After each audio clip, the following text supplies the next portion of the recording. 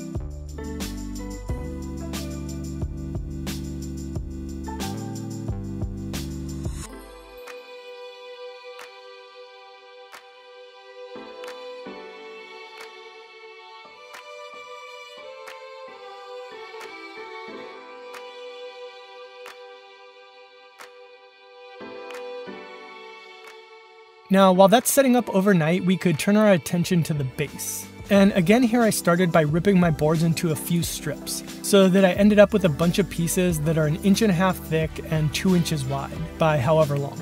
And that's because we're going to cut them to length in a minute.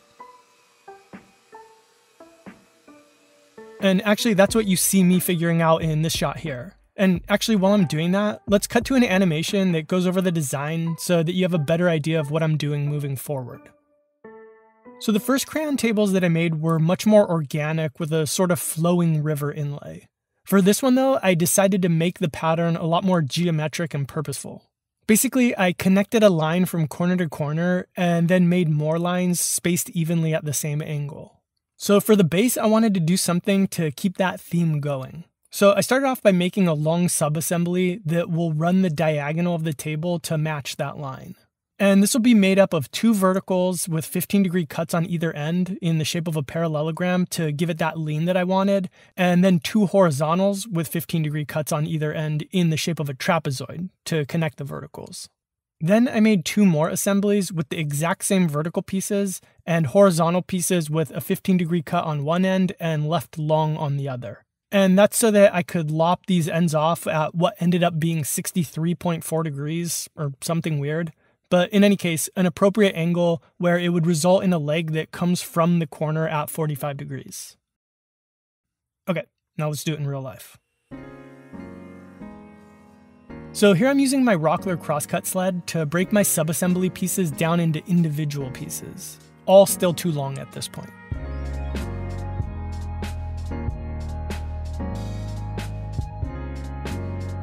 Then I'm actually going to rip them one more time on the table saw, barely removing any material. Just a little kiss. And that's just to make sure that things are good and clean and straight before I start cutting any angles.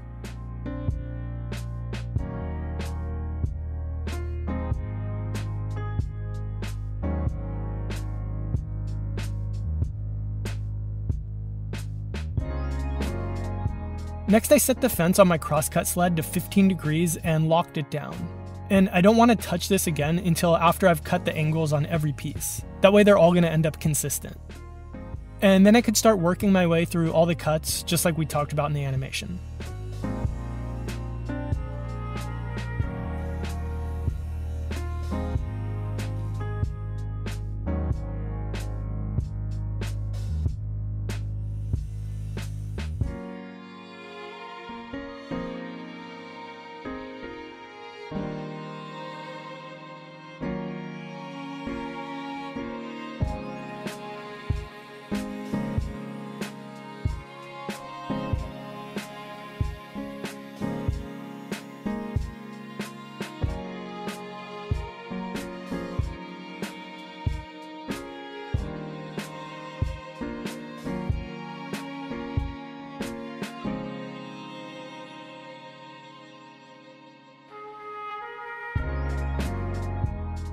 Okay, now with the subassembly set up, let's go back to the tabletop and start working on the crayon stuff.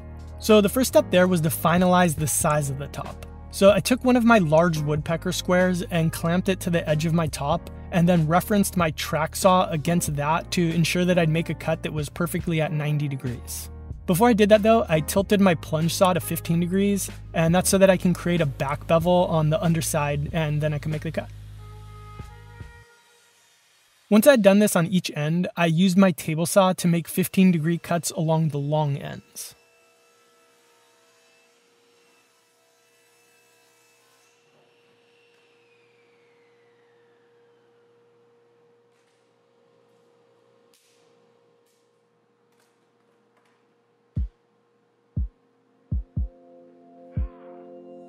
With the tabletop size finalized, I marked out a line that was 1.5 inches in from each edge, and this was a guide to show me the edge of where I wanted my crayon grooves to end.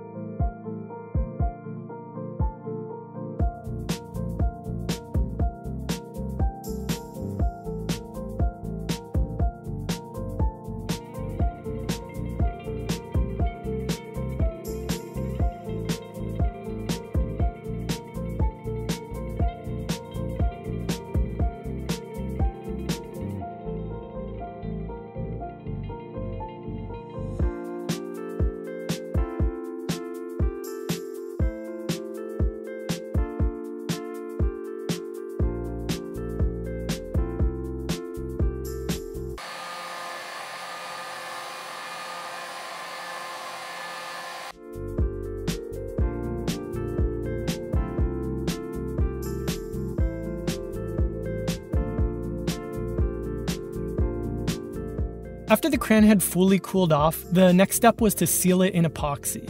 Now, the first time that I did this, it came out pretty good, but I wasn't 100% satisfied with the result. So this time I decided to use Total Boat Thickset, which is specifically made for doing deeper pours.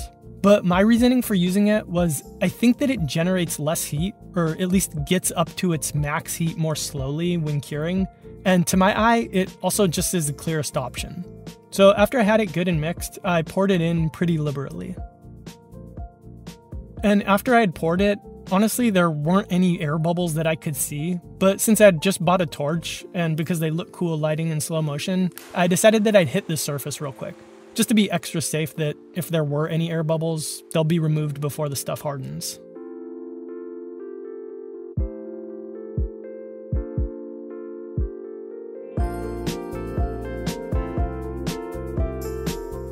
Okay, so after about a day and a half, the epoxy was finally hard enough that I could start sanding it down and polishing it.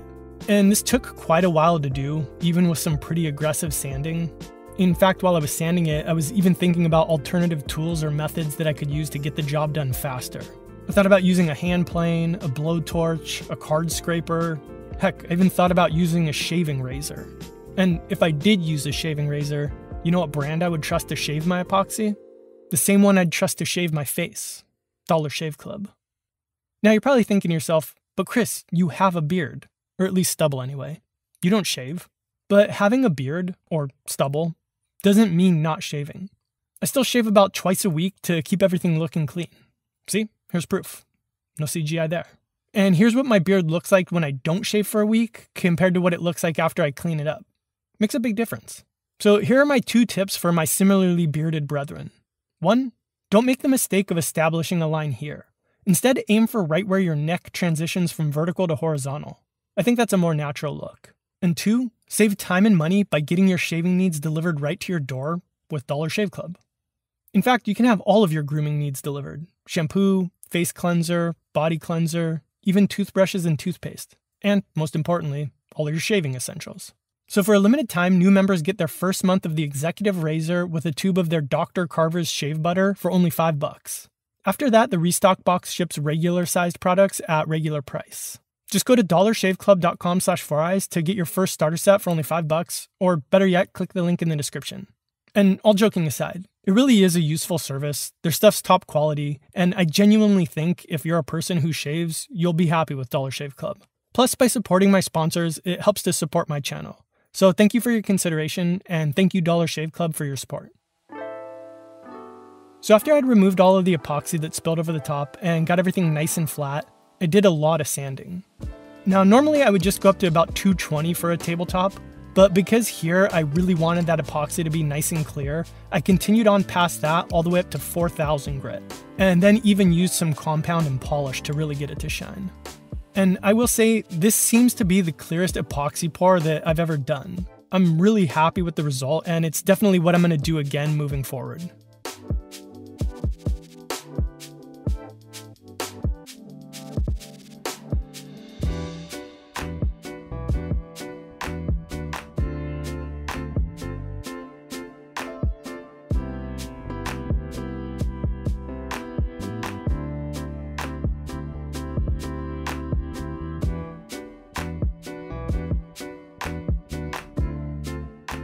Alright, now let's move back over to the base and finish that off.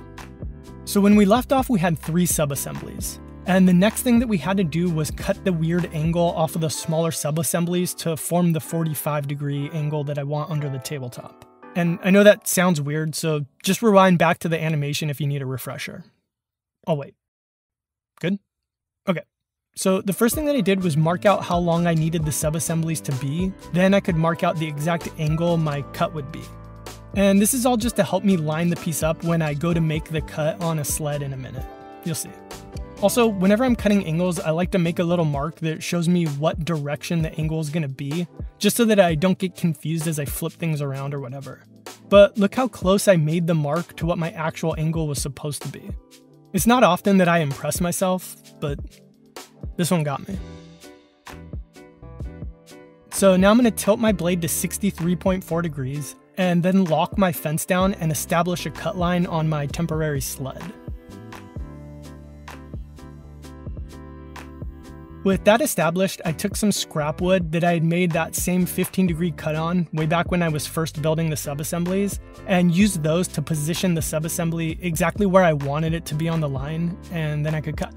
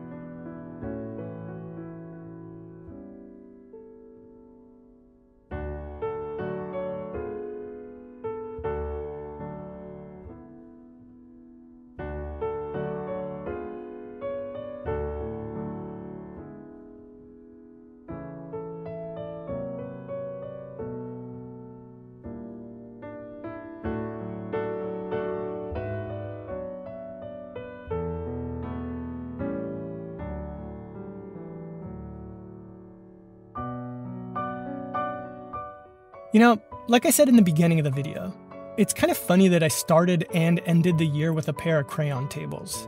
And I promise this wasn't any kind of grand design. It just sort of worked out that way. But I'm glad that it did, because it's cool to be able to reflect or even look back at what I was doing a year ago and see how far I've come. And in doing that, I'll say that the main thing that I've noticed is Whoa. What? How far you've come?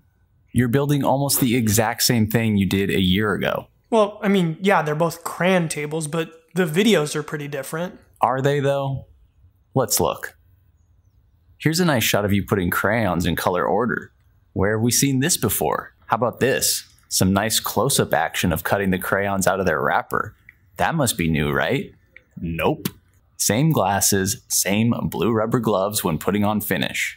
You're even wearing the exact same outfit you wore in the older video. Okay, that's just a coincidence. But you're even wearing the gloves right now. Okay, Sean, you know that I get dry skin this time of year, and putting on lotion in the gloves helps. What are you doing? I'm copying you to prove that everything you do, you've already done before. You don't do anything original. Okay, stop. That's enough. Serious. Stop it. Knock it off. Sean, I'm serious. Meatloaf, spaghetti and gumballs. Stop. Special thanks to Bernard Lynch, Randall Nichols, Guillermo Saldana, Ben Baker, Dennis Nestor, P.E., and the rest of my Patreon members for making these videos possible. Just like me, I hope that you guys never change. Seriously though, thank you so much for all the support that you send my way. I truly couldn't do this without you. And if you want to learn more about how you can support the show too, check out the Patreon link and see if it's right for you. And as always, no pressure. All right, see you in the next one.